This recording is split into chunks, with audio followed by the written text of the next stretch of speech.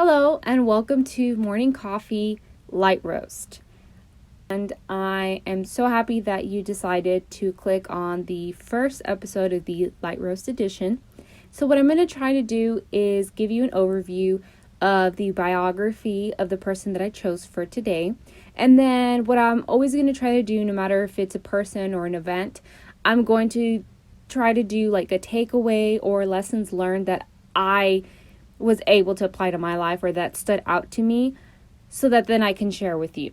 So for this episode, we're going to talk about Walt Disney. Now, the reason why I chose Walt Disney was because as I was going through the different people in history that I personally knew of, I was trying to think of something happy. I was trying to relate happiness or joy with somebody, and he came to mind. So I thought, okay, why not?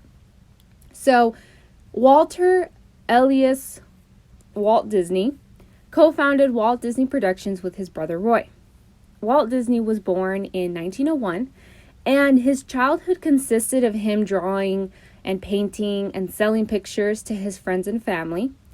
In 1911, his family moved to Kansas City, and that's where he developed his love for trains. I believe his uncle was he worked in the train industry, and so that's kind of where his love for it. So he would work in the summers in the railroad selling snacks and newspapers to the travelers. And then he also took classes in high school within his high school about drawing and photography. And then at night, he actually attended the Art Institute in Chicago. In 1919, he pursued a career as a newspaper artist, and then he opened his own animation business. But by 1923, he declared bankruptcy. And at that same year, then he moved to Hollywood. And right between the 20s is when he created Mickey Mouse and then the rest of the gang. Now in 1939, they opened a new campus for his animation business, and unfortunately, a couple of years after that, his animators went on strike. And it did take that company quite some time to fully recover from that whole chaos. Now, we see a lot of his success. We see the result of it. There were several famous movies. Of course, there's Bambi, Pinocchio. I think one of his very first ones was Snow White and the Seven Dwarfs. And then, of course, his theme parks. Now, unfortunately, Disney passed away at the age of 65 in the year 1966. So I ran through it pretty quickly. It is an overview. There are quite a few details here and there.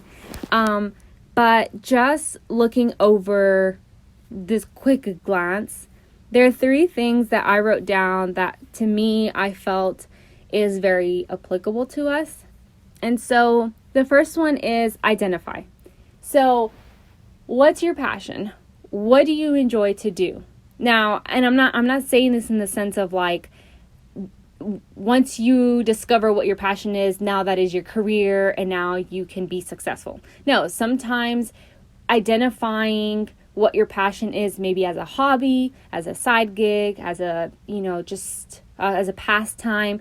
Once you identify that can also be something that, is a source of peace, a source of stress relief. I know different people, like, let's say their passion is soccer. So for them, it's not that they aspire to be a professional soccer player, but they know that because they have this love for the game, they know that, hey, I can go play, on the weekends or after work, and to them, like, that's what gets them going. I know other people, for that, maybe baking, or it may be, singing or volunteering. So there's something for every one of us. And so that's that's my question to you. Like, the first thing that I noticed in Walt Disney, in his biography, is basically, as a young child, he began drawing and painting and selling it to his friends and family. So early on, he found this love for it. And so that's why I'm asking you, like, what's your passion? Like, once you can identify that, I think then you can kind of go with it, right? Whether it's going to be something that you aspire to build on, if it's just something that you want to pass time with. But whatever it is, I think identifying it is key. It's the first thing. Now, the second thing is hustle. So how are you going to get there? So this kind of takes you to that next point. You can overcome your own obstacles. Or your obstacles. So honestly, I think this is what makes a great success story, right? When things are from point A to point B, simple as that, it's not to say that it's not great and it doesn't take away the success. But sometimes I feel as human beings, we tend to be more empathetic towards a story that just like brings to life, the overcoming of hardships and just showing how a human can truly strive or push through something so difficult and then come out on the opposite end and say, wow, like I did it. I went through all of that and look where we're at now. So the second thing is hustle, right? Because, not everything comes easy, and more often than not, nothing really comes easy. And so when we look back to Walt Disney's life, he was hustling from the very beginning as a child, right? Like going back to that, he's selling his stuff and then he's working summer jobs. And then from there in high school, he was taking classes that pertained to what he wanted to do. And he was taking night classes, guys, like this, it takes sacrifice. It's hustle and sacrifice. It's a combination of both. And then from there, then we see, then obviously his, he had to declare bankruptcy. Then once he picks back up, then his animators go on strike. So he has quite a bit of obstacles that he had to overcome. And one of his quotes that really stands out to me was, "You may not realize it when it happens, but a kick in the teeth may be the best thing in the world for you." So, like they say, it's not the fact that you got knocked out or that you were brought down. It's the fact that you get back up, the way that you get back up, right? So that's the second thing. Like you hustle hard, sometimes there's sacrifice, but let's go back to the first one. When you identify it and you truly find that love and passion for it, that's what's going to drive you to push through the obstacles. Now, the third thing I think is extremely important. Really, I think at this point, all of it is important, but enjoy the ride. Truly, like, no pun intended, but really enjoy the ride.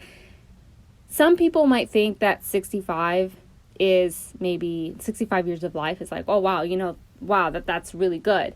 Or some people may think, wow, so young at 65. You determine that, right, from your point of view. But, the age is also like not your ending. Like it's not the end point. Like I feel like a lot of us will focus on, I need to get there. I need to be there. Oh, I can't wait until I get there. And so we rush through it, or we get so blindsided by everything that's happening around us. And then, or not blindsided, but we kind of just like tunnel vision. And we're shooting for that end goal. And then we get there and we turn around and we say, oh man, like, you know how they say, like, you don't know that you're in the good years or the good times until you pass them up. So that same thought process, right? Yes, it's important to have like a goal and where we want to be, but it's also like, hey, don't forget to enjoy the ride, because those are probably the most memorable, like it's going to be ups and downs. It's not to say enjoy the ride because it's going to be smooth sailing, perfect. It's going to be all, glitter, rainbows and sunshine and all of that. But even when things get hard, like, make sure you enjoy that whole process, because the idea is when you get to your end goal, the hope is that you can look back and say, wow, I'm here, but man, was it fun. Man, did I have a great time, just starting this from scratch, or working with this person, or, having to go back to school and get more education. So the whole idea of it is, if you're bettering yourself, you're doing what you love, like, enjoy it. Honestly, enjoy it. And if you're not enjoying it, like, ask yourself, like, why am I doing this? What do I want to get out of it? Am I just trying to get to point B and then that's it? Or do I want to get to point B, but still doing something that I love and enjoy? So really, guys, it's the journey.